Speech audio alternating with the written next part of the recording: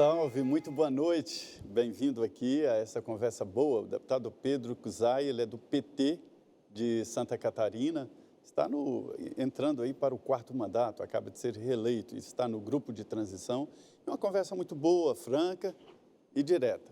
É uma característica do nosso programa aqui, sempre trazendo pessoas que pensam de várias formas, né? De todos os lados, e dá exatamente a chance para o entrevistado falar, que essa é a expectativa, né, de ouvir o que o senhor tem a dizer. Nós falávamos aqui de um assunto muito importante, que é a educação. E o senhor tocou num assunto que é bolsa escolar. Existia uma tradição de bolsa, né?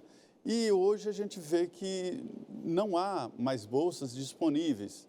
Inventaram, é certo, alguns programas, como o FIES bem alargado no governo Lula, inclusive o FIES era muito grande, e outros programas com bolsas através do desempenho de cada aluno, né? Mas há uma conta que mostra que uma bolsa numa escola particular, ela é mais barata do que um aluno numa escola pública, né? Então, é uma tendência ir para as bolsas? Eu acho que são duas realidades distintas. O FIES e o ProUni, por exemplo, o incentivo tributário. Na hora me fugiu o ProUni e o FIES foram instrumentos importantes. Precisa descentralizá-los, não concentrar em poucos grupos empresariais na área da educação. Isso. Nós já chegamos a 722 mil contratos em 2014. Hoje o limite é o máximo 100 mil no FIES. O segundo ponto, as universidades públicas, elas precisam se expandir, porque quando se fala custo-aluno, né, tem que, no Plano Nacional de Educação, coloca custo-aluno, qualidade. E aí, a qualidade de um aluno que faz universidade pública, que produz ciência, que produz extensão, que produz tecnologia, e grande parte das tecnologias tecnologia nacional são oriundas dessas instituições. Deputado, como agora eu não vejo essas universidades produzindo ciências, não. Eu vou te dar um exemplo. Eu vejo pagando salários. Eu vejo a Universidade Federal de Santa Catarina fomentou várias empresas. Meu filho foi estagiário de uma empresa criada de 3 alunos que estudaram no Instituto Federal. A WEG de Santa Catarina, que é o maior produtor de motores elétricos do mundo, e está expandindo em tantas outras áreas, e é uma empresa já mundial, ela nasce na relação com o conhecimento da universidade. E tem centenas de exemplos nesse país. O Instituto Federal Catarinense, Campus Concórdia, Luzerna, e agora nos cursos de engenharia de Luzerna, estamos desenvolvendo uma máquina para produzir o próprio insumo na própria propriedade, para produzir alimento de forma biodiversa, com diversidade de alimentos e além de floresta. E, portanto, dentro de uma concepção de agricultura sintrópica, na biodiversidade, a máquina vai desenvolver, está incorporando 40 anos de conhecimento. Vamos traduzir. Então, o senhor falou um monte de termo técnico aí. A agricultura seria uma agricultura sustentável, né? Sustentável, onde sem utilizar... o próprio produtor elabora os seus insumos, né? Ou seja, adubos, né? E defensivos agrícolas. É né? isso. Ele planta ou de insumo ou em sistemas de e de forma econômica, quer dizer? Muito mais econômica, com alta produtividade. Então, nós temos hoje condições de fomentar nas nossas universidades e instituições federais um grande avanço tecnológico para industrializar esse país. As verbas para a educação, o orçamento do Ministério da Educação, qual é a maior aplicação desse dinheiro? Educação básica, Fundeb, né? Fundeb na educação básica, da creche até o ensino médio, é a maior quantidade. Mais universidades, né? Não, pode pegar aí o novo Fundeb, quanto que nós temos de recursos. Segundo, depois, o ensino superior. E precisa expandir ainda mais. Se nós pegar comparativamente com outros países, ainda nós estamos muito aquém de investimento. Então, não é ensino superior contra a educação básica ou básica com ensino superior. Nós temos que dar oportunidade para a criança ir para a creche e para o jovem ir para a universidade. É que o conceito atual, e que tentou e não conseguiu, né, diante das resistências, era inverter essa pirâmide. Investir o grosso no ensino fundamental, e deixar a universidade mais para a área privada. Nós já até votamos legislação para essa área. mas é um falso debate. Tu tem que decidir que país a gente quer. Quer um país industrializado? Tem que ter participação do Estado na produção científica e tecnológica. Quer um país que se transforme numa nação mais justa, mais igual? Apoia a criança lá da creche e apoia a juventude chegar à universidade. Para mim, não há antagonismo nisso, não há contradição nisso. Pelo contrário, é um projeto de nação, um projeto de país que põe jovem na universidade, privada ou pública, ou comunitária, que eu venho de universidade comunitária, no meu caso, fui pró-reitor de uma universidade comunitária, e incentiva a educação básica, em Chapecó. Então, de educação básica. Então, eu tenho muito presente que a universidade tem que ter apoio público. Quando falou em Bolsa de Estudo, eu fiz uma lei do artigo 170 e do artigo 171, que já botou 1,5 bilhão de recursos públicos para Bolsa de Estudo nas universidades comunitárias e um percentual para as particulares. Deputado, a gente sabe que o orçamento da União é uma espécie de mapa de como os recursos públicos são investidos. E ele, na minha opinião, está tomado, né? É um orçamento que vem de 2 trilhões para mais de 2 trilhões para o pagamento de dívida, quase 2 trilhões para o pagamento de salários, ou seja, no final sobram lá 120 bilhões de reais, estamos falando de trilhões, orçamento de 5 trilhões, sobram 120 bilhões, e aí o orçamento secreto fica com 40 bilhões, somando o orçamento secreto e emendas parlamentares. Quer dizer, escândalo. Isso é um escândalo. O orçamento está dominado. Né?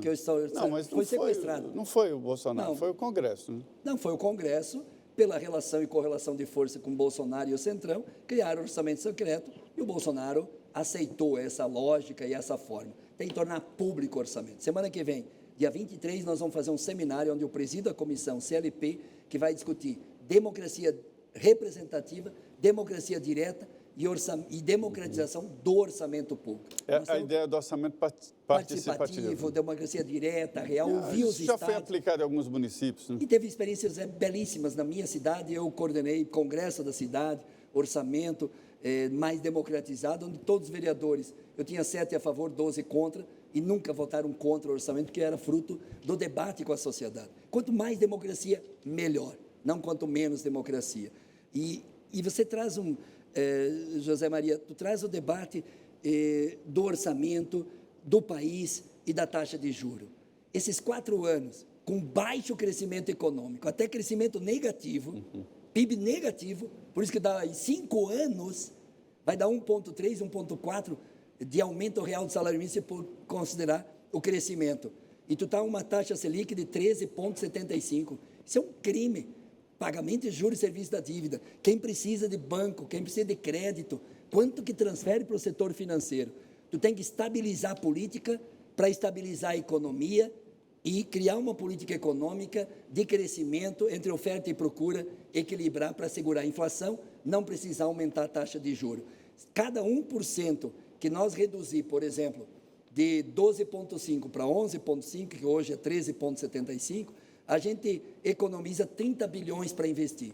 Cada 1% que a gente reduz da taxa de juros nesse país, que é um crime o que está acontecendo hoje, tu tem 30 bilhões a mais. Mas esse discurso de redução de taxa de juros, numa situação complexa, né, da economia mundial e inflação, é perigoso. Além disso, o governo Lula está sendo entendido como um governo gastador, acima da arrecadação. Quem mais gastou foi o Bolsonaro. Pega aí, o déficit deles é governo Bolsonaro, que está aqui fechando o ano com qual o déficit? Nós e o presidente Lula mostrou na sua história superávit primário. Chegou a 4,25 de superávit primário.